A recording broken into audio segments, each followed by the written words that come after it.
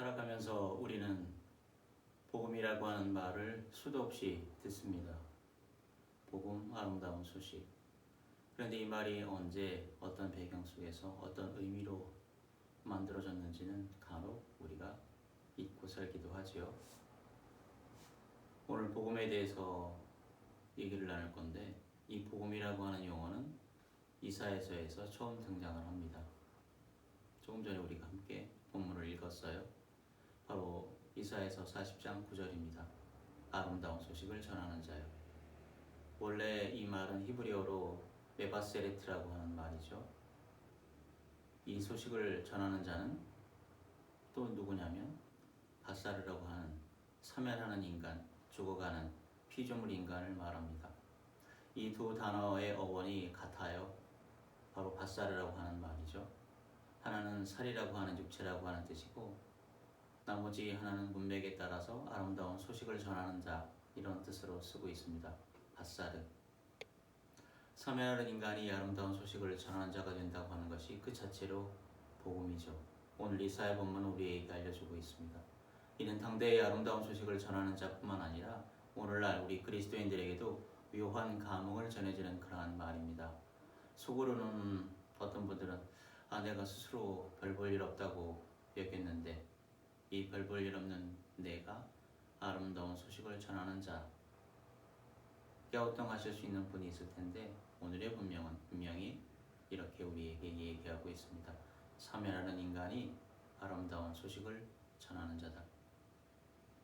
당대에 그 이사야서가 쓰여졌을 때의 그 당대의 복음이라고 하는 것은 어떤 것이었을까요? 바로 바벨론 포로 생활 가운데서 해방되는 게 바로 아름다운 소식 복음이었겠죠. 마치 우리나라가 일제 그 강점기 안에서 우리 대한민국 민족 해방처럼 복음이라고 하는 것은 해방되고 하는 일. 그래서 그 다음에 자유함을 얻어서 경배에 찬양하는 삶을 다시 하게 됐다고 하는 것이 복음이 아닐까 싶습니다. 죽어가는 인간이 생명을 전한다고 하는 이 아름다운 소식을 다시 한번 기억하고 오늘 이 말씀을 다시 한번 우리 마음팍에 새겨서 우리가 주님의 곁으로 다가가기 전에 이 세상에 살아있는 동안에 복음은 이렇게 사멸하는 인간 가운데서 아름다운 소식을 전하는 것이 우리에게 부여된 그러한 아름다운 것이구나 기억하는 저와 여러분 우리가 되길 주님의 이름으로 축복을 드립니다. 그래서 오늘 메시지의 핵심까지 서두에 말씀을 드리면 그와 같이 해방시켜 주신 분이 바로 하나님이니 하나님을 보라고 하는 거죠. 죽어가는 자가 아름다운 소식을 전하는데 그 내용은 나라의 해방, 그 희망을 주신 하나님을 바라보라고 하는 겁니다. 오늘날 우리는 믿음의 주여 우리를 온전케 하시는 주 예수 그리스도를 바라보라. 그게 바로 복음이 아닐까. 이걸 기억해야 되죠. 예수 그리스도의 세 계명, 서로 사랑하라고 하는 것. 내가 너희를 사랑한 것 같이 너희도 서로 사랑하라고 하는 이 새로운 계명, 표대를 향해서 행진해 나가길 주님의 이름으로 축복을 드립니다. 이와 같은 결론을 내놓고 오늘 본문의 말씀을 배경으로 당대와 현대의 접촉 포인트, 접촉점을 한번 찾아가 보겠습니다. 당대의 바벨론 제국들은 포로들의 노동력을 거의 100% 쥐어짜내는 거대한 신전 국가 메커니즘이었다고 볼 수가 있어요. 마치 오늘날의 초자본주의 역시 인간에게 영원한 녹색을 요구하죠. 성과를 내라. 생산성이 낮은데 높여라. 부를 여기에서만 말고 저부터 확장시켜라라고 하는 녹색 요구를 하고 있습니다. 오늘날의 경제 시스템은 이런 팀바구니에서 각자 생각하는 대박이 있을 거예요. 로또도 있을 거고 어떤 그 일확천금을 노리는 그 신화 가운데서 우리 인간의 탐욕은 끊임없이 계속해서 올라가고 있고 이걸 자극해 돌리는 그런 거대한 가속기 안에 우리 지금 이 시대의 경제 시스템은 돌아가고 있는 것은 아닐까 싶습니다. 이 안에서 사람은 멈추면 안 돼. 멈추면 도태된다고 하는 혹시 그러한 공포에 시달리고 있는 것은 아닐까 생각을 하기도 되죠.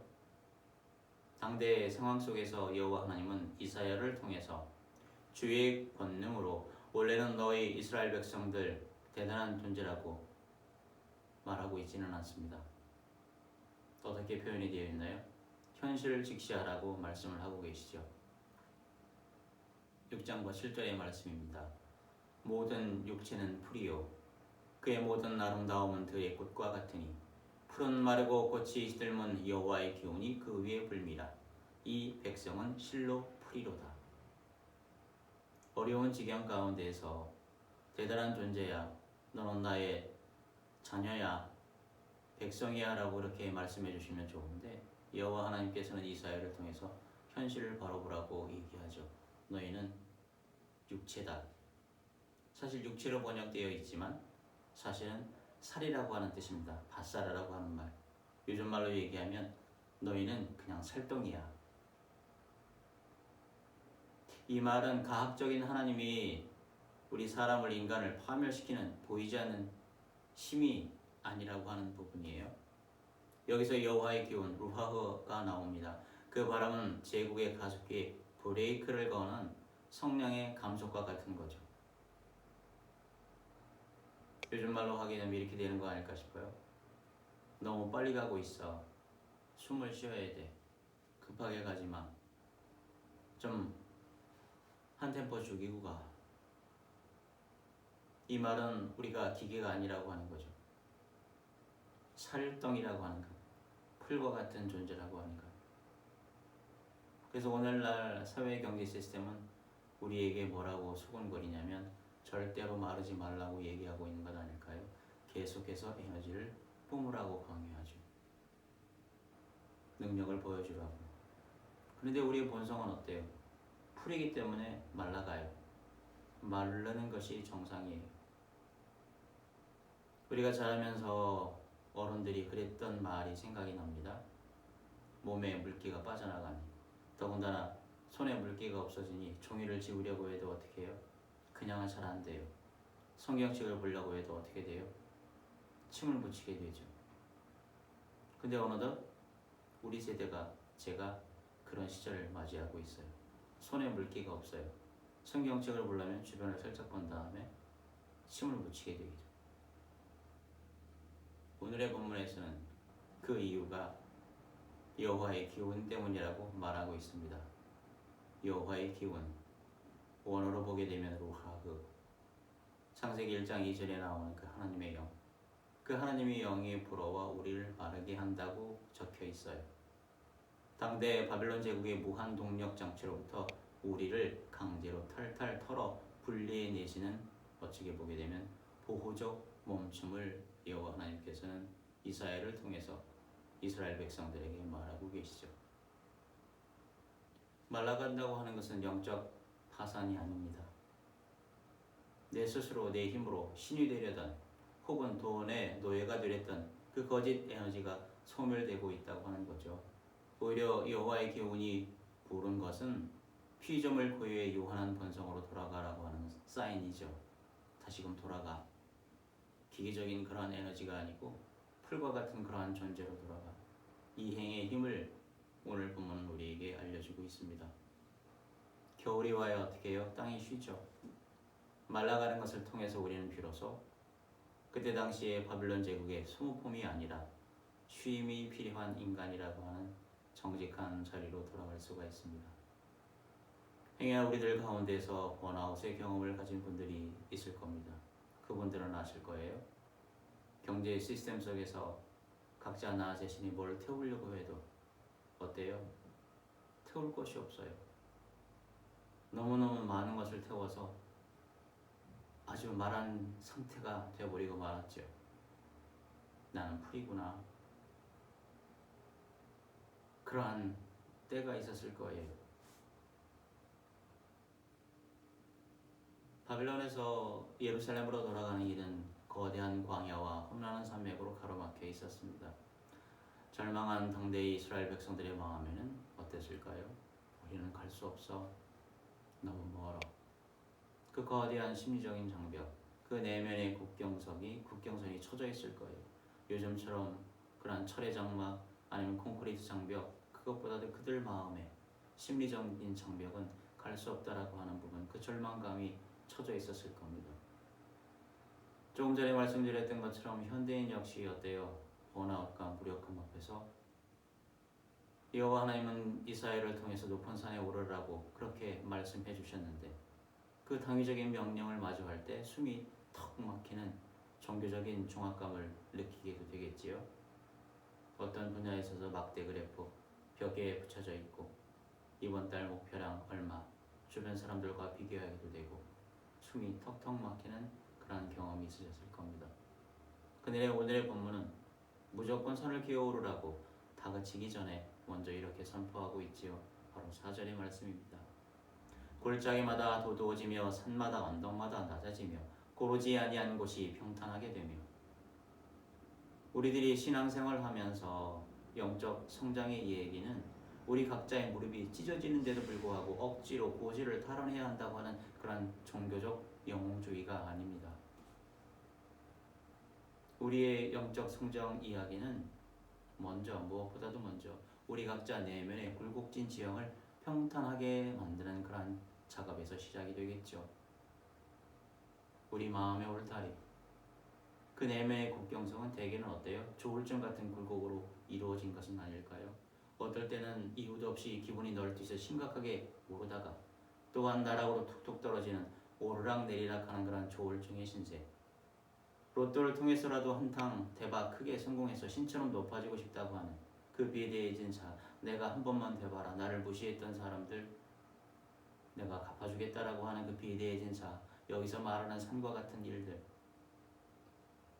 그런데 현실은 나락으로 떨어지죠. 하산길에서 마주치는 그 비참한 무기력함, 그 골짜기, 그 산과 골짜기 사이 비대해진 자아와 비참해진 그 무기력 사이에 오르락내리락 요동치는 것이 우리의 내면의 국경선일지도 모릅니다. 오늘 이사야의 이야기는 이 조울증 같은 지형을 평탄하게 깎아내야 된다고 얘기하죠. 탐욕과 허영이라고 하는 높은 산을 낮추라고 얘기합니다. 체념과 자학이라고 하는 깊은 골짜기를 메워 평지를 만들라고 오늘의 본문은 우리에게 권고하고 있죠. 비로소 그 자리에 평탄해진 그 자리에 지속 가능한 호흡을 할 수 있는 여호와의 대로가 여호와의 길이 생긴다고 오늘 3절은 말하고 있습니다. 9절의 높은 산에 오르는 그 명령은 인간의 억지 힘을 쥐어내는 군대식 징집이 아닙니다. 내 안의 탐욕과 자학을 걷어내고 평온해진 마음의 상태 그 자체를 의미하고 있는 것은 아닐까 싶습니다. 당대 바벨론은 무자비한 군사력과 화려한 지구라트, 바벨탑 같은 그 신전의 세계를 중심에 놓고 떵떵거림이 있었어요. 현대의 글로벌 금융 자본주의 역시 거대하지 않나요? 빌동숲과 숫자의 그런 스펙타클로 사람의 시선을 압도하죠. 마치 이렇게 말하고 있는 것 같아요. 돈이 없으면 그대들은 아무것도 아니야. 위협하는 것 같기도 하다고 어떤 분들은 얘기를 합니다. 이 거대한 세계 구조 앞에서 개인은 방구 속으로 물러나 숨어들 수밖에 없기도 하겠죠. 그리고 빙빙 도시의 어느 그늘 속으로 처적처적 추적추적 그렇게 터벅터벅 옮겨 다니고 있는 것은 알까도 모릅니다. 그런데 여기에 반전이 있네요. 이사야 그 40장 삶의 자리, 그 삶의 영토는 세상의 시선을 강제로 돌려버리는 감탄사가 나와요. 힘내 보라. 마치 힘내로 들리는 그 히브리어 힘내 보라. 너희 하나님을 보라. 힘내 엘로헤이켐. 9절의 말씀이죠. 이것은 단순히 관념적인 종교적 선언이 아니었어요. 이어지는 10절과 11절이 보여주는 하나님의 통치 방식은 하나님의 나라는 제국의 바벨론 제국의 패권 구조를 완전히 비웃고 전복하고 있는 것을 이사야를 통해서 또한 읽고 있는 우리들에게 전해주고 있죠. 보라, 주 여호와께서 장차 강한 자로 임하실 것이요 그는 목자같이 양떼를 먹이시며 어린 양을 그 발로 모아 품에 안으시며 젖먹이는 암컷들을 온순히 인도하시리로다. 우리가 학교 시간에 배웠던 그 제국의 지정학은 강한 자가 약한 자를 밟고 올라오는 탑과 같아요. 그런데 하나님의 영성 지정학은 뜻이 하늘에서 이루어진 것 같이 이 땅에서 이루어진다고 하는 이 하나님의 영성 지정학은 강한 그 권력, 하나님의 권능이 가장 취약한 살, 그 육체의 밭살을, 그 어린 양을 주의 품 안에 보호하는 그러한 안전망임을 기억하길 원합니다. 혹여나 우리들 가운데 누군가가 막대부르 같은 목표량 앞에서 때로는 복권 판매점 앞이나 무기력한 하산의 길목에서 가지껏 이왕 이렇게 된 것 그럼 다시 외쳐보겠다 그렇게 울부짖을 때 우리는 바벨론 제국의 그 경제적 생존 메커니즘에 항거하고 있는 것일지도 모릅니다. 우리들의 삶의 자리, 생활의 전선, 우리들의 생활 영토에서의 승리는 우리가 제국을 무너뜨리는 바벨론 제국을 무너뜨리는 영웅이 되는 것이 아닙니다. 여전히 자본이 신노하는 세계 한복판에서 나의 진짜 통치자는 나를 품에 안으시는 목자이시다라며 우리의 시선의 영토를 옮겨놓는 일이죠. 힘내 보라. 오늘 우리는 이 이야기 안에서 우리가 소진되어 죽어가는 전령이 아니라는 거죠. 우리의 몸은 풀과 같지만 그럼에도 불구하고 우리 안에 아름다운 소식을 전해주는 그런 하나님의 기운이 있다고 하는 거예요. 우리는 바벨론 제국의 노예가 되기를 거부하고 목자의 품 안에서 정직하게 말라가고 쉬면서 평탄한 마음의 길을 걸어가는 존엄한 육체, 바사르, 정직하게 말하기는 정확하게 말하면 말라가는 풀 같은 살덩이입니다. 모든 육체는 풀이다라고 하는 선포는 우리를 비참하게 만드는 정죄가 아닙니다. 그러니 바벨론 제국의 벽돌을 쌓느라 너 자신을 다 갈아넣지는 말라는 하나님의 위대한 면죄부이자 위로는 아닐까요? 이 저유함을 얻는 자만이 비로소 세상의 거대한 시스템을 향해 주눅들지 않고 외칠 수 있습니다. 보라, 힘내. 너희를 적시하는 바벨론 제국의 돈은 풀처럼 마르나 너희를 품에 안으시는 하나님의 말씀은 영원히 서리라. 이 말씀 기도하고 다시금 복음의 전선에서 생활의 전선에서 주눅들지 말고 당당하게 푯대를 향해서 나아가는 저와 여러분이 되길 주님의 이름으로 축복을 드립니다. 고마우신 하나님 아버지 감사합니다. 우리는 세월이 지날수록 물이 마르고 또한 풀처럼 그렇게 말라가지만 이 말라가는 저희 안에 영원하신 생명이 들어와 주변에 있는 사람들에게 아름다운 소식을 전파라고 하는 그러한 소명을 주신 것 감사합니다. 그 자체가 복음임을 기억하는 우리가 되도록 만들어 주시옵소서. 우리는 풀처럼 말라가지만 그 안에서 영원한 생명이 꿈틀거리고 높은 곳에 올라서 우리가 할 수 있는 만큼 소리쳐서 하나님을 바라보라고 힘내 우리를 온전케 하시는 주 예수 그리스도를 바라보라고 그렇게 외치는 우리가 되도록 만들어 주시옵소서. 이 모든 말씀 주 예수 그리스도의 이름으로 기도 올리옵나이다.